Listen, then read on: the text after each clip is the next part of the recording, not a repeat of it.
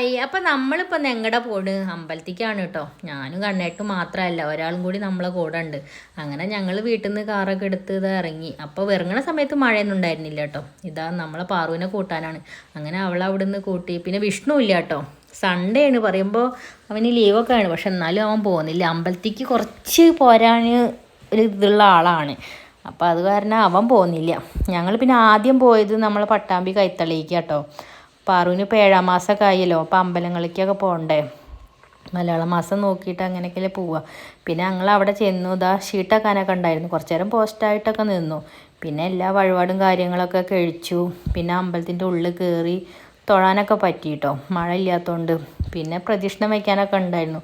മഴ ഉണ്ടെങ്കിൽ ആകെ കുടുങ്ങും. പിന്നെ മഴ പെയ്തിട്ട് ആകെ വഴുക്കലും ഒക്കെ അല്ലേ. പിന്നെ നമ്മൾ ഇനി കാറിലൊക്കെ കയറി അടുത്ത അമ്പലത്തേക്ക് പോകാം കേട്ടോ. നമ്മൾ പട്ടാമ്പി പുഴ അടിപൊളിയായി നിറഞ്ഞിട്ടുണ്ട്. ഞാൻ അന്ന് നിറഞ്ഞു പറഞ്ഞപ്പോഴും നല്ല നിറഞ്ഞിട്ടുണ്ടായിരുന്നല്ലോ. അന്നും കാണാൻ പറ്റിയിട്ടുണ്ടായിരുന്നില്ല. കുറേ ദിവസത്തിന് ശേഷം ഒന്ന് പുറത്ത് പോകണം തന്നെ.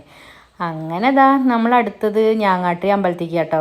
അവിടെ എത്തി വഴിപാട് കഴിക്കാനൊക്കെ ഉണ്ടായിരുന്നു. പിന്നെ സൺഡേ കൊണ്ടാണ് നല്ല തിരക്ക് അവിടെ ഉണ്ടായിരുന്നു. പിന്നെ മുട്ടറക്കാനും എല്ലാം ഉണ്ടായിരുന്നു. അതൊക്കെ കഴിഞ്ഞു. പിന്നെ അടുത്ത് നമ്മൾ പോയത് മുത്തർശ്ശേർക്കാവിക്ക് കേട്ടോ.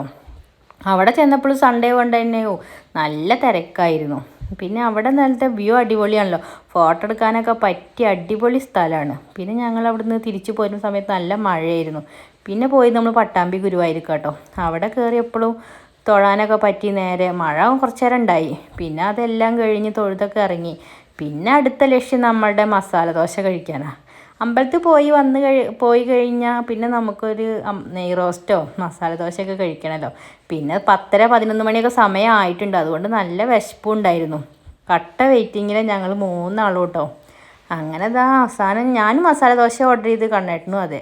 പിന്നെ അവൾ വെങ്കായ ദോശയായിരുന്നു കേട്ടോ. പിന്നെ എസ്എന്നത്തെ ടേസ്റ്റിൻ്റെ കാര്യം പറയണ്ടല്ലോ, അടിപൊളിയായിരുന്നു. പിന്നെ അത് ഞങ്ങൾ കഴിച്ചു. പിന്നെ വിഷ്ണുവിനുള്ളത് പാർസലും മേടിച്ച് പോന്നു കേട്ടോ. നല്ല ടേസ്റ്റ് ഉണ്ട് ഇരുന്നു. അങ്ങനെ പിന്നെ അവൾക്ക് കഴിക്കലൊക്കെ കഴിഞ്ഞ് പിന്നെ ഞങ്ങളിതാ വീട്ടിലേക്ക് പോയത്. ആദ്യം അവളെ അവിടേക്ക് കൊണ്ടാക്കി. പിന്നെ പോരുന്ന സമയത്ത് പിന്നെ മഴയൊന്നും ഉണ്ടായിരുന്നില്ല. വിഷ്ണു എണീറ്റ് വരുന്നേ ഉണ്ടായിരുന്നുള്ളൂ. അപ്പോൾ ഇന്നത്തെ വീഡിയോ അത്രയേ ഉള്ളൂ. ബായ്.